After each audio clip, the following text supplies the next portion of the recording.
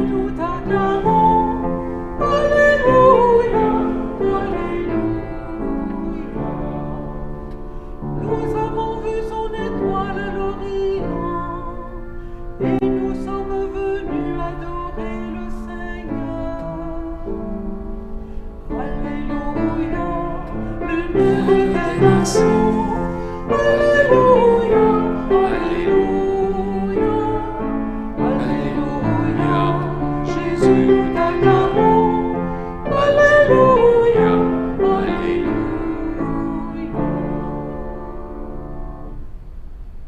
Le Seigneur soit avec vous. Évangile de Jésus-Christ selon saint Matthieu.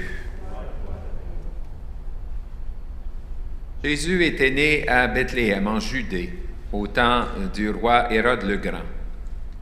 Or, voici que des mages venus d'Orient arrivèrent à Jérusalem et demandèrent « Où est le roi des Juifs qui vient de naître? Nous avons vu son étoile à l'Orient, et nous sommes venus nous prosterner devant lui. » Apprenant cela, le roi Hérode fut bouleversé, et tout Jérusalem avec lui. Il réunit tous les grands prêtres et les scribes du peuple pour leur demander où devait naître le Christ. Ils lui répondirent « À Bethléem, en Judée, car voici ce qui est écrit par le prophète. Et toi, Bethléem, terre de Juda, tu n'es certes pas le dernier parmi les chefs-lieux de Juda, car de toi sortira un chef, qui sera le berger de mon peuple Israël. » Alors Hérode convoqua les mages en secret pour leur faire préciser à quelle date l'étoile était apparue. Puis il les envoya à Bethléem en leur disant « Allez vous renseigner avec précision sur l'enfant, et quand vous l'aurez trouvé, venez me l'annoncer pour que j'aille, moi aussi, me prosterner devant lui. » Après avoir entendu le roi, ils partirent. Et voici que l'étoile qu'ils avaient vue à l'Orient les précédait, jusqu'à ce qu'elle vienne s'arrêter au-dessus de l'endroit où se trouvait l'enfant. Quand ils virent l'étoile, ils se réjouirent d'une très grande joie. Ils entrèrent dans la maison, ils virent l'enfant avec Marie, sa mère, et tombant à ses pieds, ils se prosternèrent devant lui. Ils ouvrirent leur coffret et lui offrirent leurs présents, de l'or, de l'encens et de la myrrhe. Mais avertis en songe de ne pas retourner chez Hérode, ils regagnèrent leur pays par un autre chemin. Acclamons la parole de Dieu.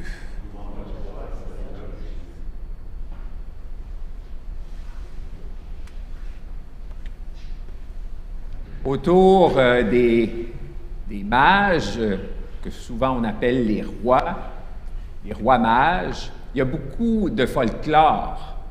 D'abord, on leur a donné des prénoms. Alors, évidemment, vous les connaissez. Gaspard, Melchior, puis Balthazar. En tout cas, s'il y a des jeunes parents qui cherchent des noms, vous en aurez à leur proposer. Puis ensuite, on les a imaginés, quelqu'un de race blanche, quelqu'un de race noire, un Asiatique. C'était les races connues au moment de la naissance de Jésus. Alors, toutes les nations de la terre sont venues adorer le Seigneur. Il n'y a rien dans le texte d'Évangile qui nous dit ça. Même, est-ce qu'ils étaient trois? On imagine qu'ils sont trois parce qu'il y a trois cadeaux. Tout le monde arrive avec un cadeau. Bon, quand on reçoit du monde chez nous, ça n'a pas été le cas dans le temps des fêtes cette année, mais il y en a qui viennent sans cadeau, puis c'est correct aussi. Bon, chose certaine, comme je dis, il y a beaucoup de folklore autour de cette fête d'Épiphanie du Seigneur. Déjà, c'était le 6 janvier, c'était une fête d'obligation, alors il fallait venir à la messe, même si c'était un jour de semaine, comme si c'était dimanche. Ça fait longtemps, ici, en tout cas au Canada, que cette fête a été déplacée au dimanche qui suit le premier jour de l'an. Et aujourd'hui, nous fêtons l'Épiphanie. Épiphanie, manifestation, révélation. C'est ce qu'on fait depuis le 24 décembre. Jésus d'abord qui est révélé aux bergers, aux pauvres, Ensuite, Jésus, aujourd'hui, qui est révélé à toutes les nations de la terre par la visite des mages. Et dimanche prochain, on célébrera le baptême du Seigneur, Jésus qui est révélé par son baptême. Et puis la tradition, la liturgie nous amène même jusqu'à Cana, le premier miracle de Jésus, comme étant, peut-être le dernier signe de sa manifestation. Donc, le temps de Noël, c'est ça. C'est pas juste le 24 et le 25 décembre. Pour nous, c'est toutes les célébrations qui entourent la manifestation du Verbe de Dieu, de ce Jésus, en qui nous avons mis notre confiance, en qui nous croyons. Et comme on disait dans la prière d'ouverture tantôt, nous qui te connaissons déjà par la foi. Oui, nous connaissons le Seigneur par la foi. Et je dirais que le récit de la visite des mages est drôlement utile pour notre vie de croyante et de croyant. Il y a plein de choses dans cette page d'Évangile qu'on vient d'entendre qui nous ramènent à notre vie de chaque jour. D'abord, l'étoile. C'est l'étoile qui finalement permet aux mages de se mettre en route. Donc, Dieu nous donne des signes.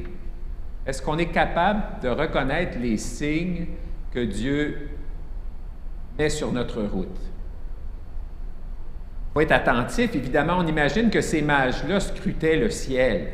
Si on ne fait rien, puis qu'on ne cherche pas rien, ça se peut qu'il ne se passe rien. Même au niveau de notre vie de foi, il faut chercher le Seigneur. Et la parole de Dieu nous le dit souvent, il faut chercher le Seigneur sans relâche. Alors ces mages-là ont cherché. Ils ne savaient pas trop ce qu'ils cherchaient, mais en tout cas, ils ont vu l'étoile, que ça a été le signe. Et l'Évangile dit que quand ils ont vu l'étoile, ils ont eu une très grande joie. Ils n'ont pas vu Jésus encore. Ils ont vu le signe que Dieu leur a donné. Bien, nous autres aussi, on est invités peut-être à avoir des grandes joies, à voir les signes que Dieu met sur notre vie, sur notre route en cette vie. Particulièrement, les signes, bien, c'est souvent des rencontres, c'est souvent des événements. Des fois, ça peut être une lecture, ça peut être plein de choses. Hein? C'est pour ça que je pense que le soir, avant de s'endormir, on doit faire un effort pour regarder notre journée, puis voir comment Dieu m'a fait signe aujourd'hui. Espérons qu'une fois de temps en temps, comme les mages, il va avoir une très grande joie. Ensuite, on a besoin des autres. Les mages ont eu besoin des autres pour se rendre à Jésus. Nous autres aussi, on a besoin des uns des autres. Actuellement, on vit ça plus difficilement à cause de la pandémie, mais c'est comme il y a quelque chose qui nous dit que pour connaître Jésus, pour arriver à Jésus, si on pense qu'on peut faire finalement ce chemin-là tout seul, on risque de se tromper. On a besoin des autres. Et c'est ce que font les mages. D'abord, ils se retrouvent, puis ensuite, ils vont à Jérusalem, puis là, on dit qu'Hérode est bouleversé, puis tout Jérusalem avec lui. Alors, ils sont allés chercher auprès de ces gens-là de l'information pour les aider à rencontrer celui qu'ils cherchaient. Ils ne savaient pas trop qui ils cherchaient, le roi des Juifs qui était né. Et c'est intéressant parce que la figure d'Hérode, ce n'est pas nécessairement une figure qui va être très positive. Hein? On sait que viendra la persécution après la visite des mages et Marie, Joseph avec Jésus devront fuir en Égypte. Alors Hérode, hein? Des fois il y a des petits Hérodes sur notre route. Il y a des personnes qui nous détournent du Christ. Et ça, il faut être prudent, faire attention. Des fois, ça peut être des personnes, des fois, ça peut être une lecture, des fois, ça peut être quelque chose sur le web. Ou... Bon, on commence à écouter ça, puis on dit, bon, ça ne me donnera rien de bon pour ma foi.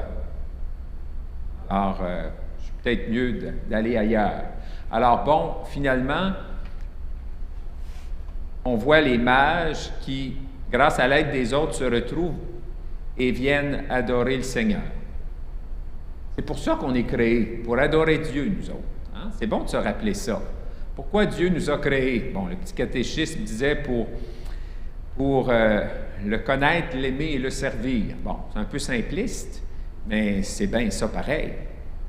C'est bon de se rappeler qu'on est ici-bas.